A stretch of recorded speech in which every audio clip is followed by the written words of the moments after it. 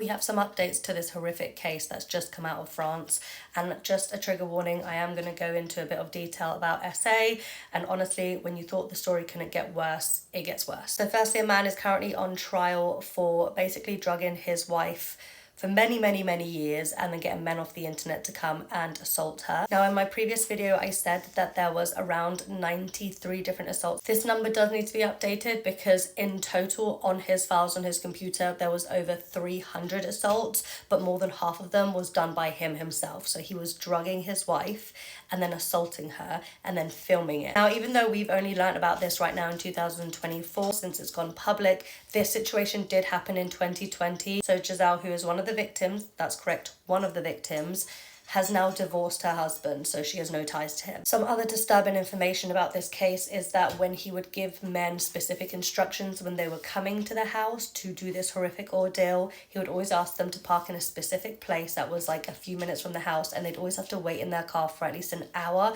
to make sure that the drugs had really kicked in with Giselle. Apparently, he also used to ask the people coming to not wear a condom, which, like, I don't even understand that one.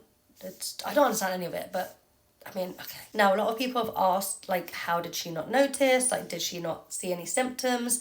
This lady was going to the doctors for basically 10 years, saying that she had memory problems, like she would forget haircuts that she had, like she had severe memory problems because of this drug that she was being given, at the level that she was given it at and how frequently she was given it. Her memory got so bad that people thought that she had Alzheimer's. The way this man got caught was by pure accident. It wasn't even the police kind of like caught on to him buying the drugs or anything, which is what I originally thought. Like, no, he literally got caught trying to take pictures up of girls' skirts in public, and he got arrested for that, which led to the investigation. So this woman to this day could still have been getting drugged and assaulted if that situation didn't happen in 2020 where he tried to take pictures up of girls' skirts. After the police found all the files on his computer, he brought the couple in and then they interviewed Giselle independently, and they kind of asked her about her sex life. They said, you know, has she ever ventured with other partners? And she responded and she was like, no, I'm a one-man woman. After talking to her for a little while, it kind of dawned onto the police that this woman might have no idea. So what they did next is they asked her to brace herself, and they said that they were going to show her a photo. And when they showed her the photo, Giselle basically looked at it, and there was 3 people in the photo, which is the next disturbing realization. It was 2 men that she didn't recognize and a woman that she didn't recognize. She had to look at the photo properly because the police kept prompting her to be like, who's the woman in the photo? And she was like, I don't know, because she didn't recognize the clothes, which meant that her husband had changed the clothes that she was in before these men would come and essay her. Like, he would change her. And it was only after staring at it for a long time where, like, the police were like, this is your bedroom, like, this is your room, that's you. And she basically didn't believe it, and then they showed her a few more different photos. Oh wait, really quickly, there were 2 men in that photo that she didn't recognize. That meant that she was being assaulted by multiple people at the same time. I thought it was just like one at a time. No. Okay, so she found it hard to believe that that was her in the first photo, so then they showed her a couple more, and when it got to like 5 or 6 photos, like she had to like stop and she felt sick. She started having a panic attack, like natural reactions that you would have if someone showed you photos of you that you do not recognize. So let's bear in mind that she's now had 4 years to process this information, because she found out in 2020, but like the rest of the world only found out now. There's a few apparent reasons as to why she's decided to take this court case public. One of them is apparently that during the last kind of 4 years, in the last recent year, it started to be turned around where like she was kind of being blamed for it and she was being made to feel shame, and she was like, no, let me go public and revert the shame back on the people that deserve it. And couldn't agree more. Now, apparently some of the men who were in the videos who came to do this horrific thing to this woman have come out in interviews with the police to be like, oh, like, I didn't know that she was drugged. I thought she was pretending to be asleep.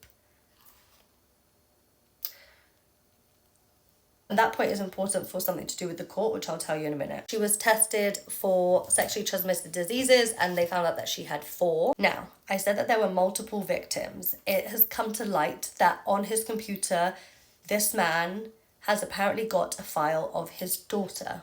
That's correct, his daughter. So there is potential that this man drugged his daughter with the same drug, which by the way was sleeping medication, but he was dosing his wife and probably his daughter to the level of like just like beyond passed out. Now, I haven't seen anything about any essay directly to his daughter. What I've heard is that they are just nude photos of his daughter. And honestly, that's already bad, but I just pray that that's where that ended. Now, the thing that got me was that this situation happened to Giselle in her later age of life that we know of from the files. It dates back to basically when she started being 60 to the end of her 60s, which is when police found the files. That age thing really stuck to me until someone commented this, and then I felt horrifically sick, because this kind of makes sense. The fact that he might have waited until she had passed menopause so that he knew that there was no way that she could get pregnant. Like, that in itself is evil, it's vile, it's disgusting, it's incomprehensible again. And the last piece, which honestly, like, this one infuriates me to the end of life, is that because it's innocent until proven guilty, when in court they are talking about the photos and the videos, they can't call it rape. They can't. They have to call it sex scene. They have to refer to those videos in court until a verdict is done. They have to call them sex scenes. That's all that's come out at the moment, and I'm scared to think that probably more is going to come out. But the last thing I'm going to say is that apparently he was also arrested in 1999 over SA and murder. And I don't really know much more about that, but that's like in there as well. I mean, there's so much, and more than you would ever want to see. This case is mind-blowing.